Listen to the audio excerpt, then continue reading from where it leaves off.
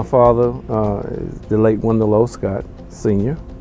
My mother's the late Mary C. Scott Sr. And we grew up in this neighborhood, in this community.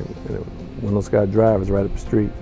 My father chose stock car racing as his profession, in addition to being a mechanic and a mechanical engineer with no formal education. Really, he's a brilliant mechanic. And he reached the pinnacle of racing, which is he is a member of the NASCAR Hall of Fame as its only African American. Well, I raced from 1949 until 1961 before I got into Grand National. And over that period of time, I won 128 races. Back then, the races would have as many as 100 cars to start the race. Only African American in all those years. And so he was about his profession and not about other things. That was the best car I ever drove, but I didn't really get a chance to do my best with it because it was on the 8th or 9th lap when they had this real bad wreck and I was right in the middle of them.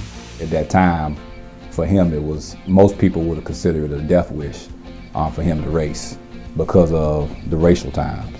But for him, it was an opportunity. It was something that he had dreamed about. It was something that he knew he could do. The most striking thing about he never had any financial support, major financial support from anyone, from any major industries or car manufacturers or companies. He did everything he did off a shoestring budget, of his genius and his determination. I think my grandfather's story has many layers. From a youth engagement standpoint, his story is a story of being able to achieve against all odds, story of perseverance. I think not just in Danville, but nationally, from a youth perspective, youth needs something to believe in, something that's relatable. The reason I started the Wendell Scott Foundation was to represent my grandfather's legacy more so in totality and to kind of represent his core cause throughout his life, and that was the person that is underserved or underprivileged. He's a legend, and is, he was a major attraction for a movie that Warner Bros. Did in 1977, Greased Lightning. This is the story of Wendell Scott, Greased Lightning. His garage was originally on Kings Mill Road, very close to the community, to the White Rock community.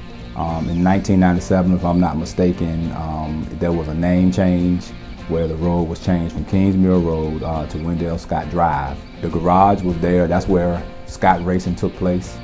That's where all of the hard work and the grit and the effort, took place right there. It is now a historical landmark. This was home, and no matter where my father roamed or wherever he went, he was always proud to say Danville, Virginia was home. And his legacy has brought national and even international attention to Danville, Virginia. I see a huge opportunity for Danville and Pennsylvania County as well to begin to leverage my grandfather's legacy and kind of infuse it into the story of Danville. And I think within his legacy, it really has a healing factor and a healing component to many of the things that Danville has suffered from, whether it be racial issues, diversity issues, economical issues. His story is kind of a bridge. It's a bridge that has been built through his hard work and his effort that I think we all can walk across. My grandfather's always been gung-ho Danville, and that's kind of the recipe. That's kind of what keeps us going.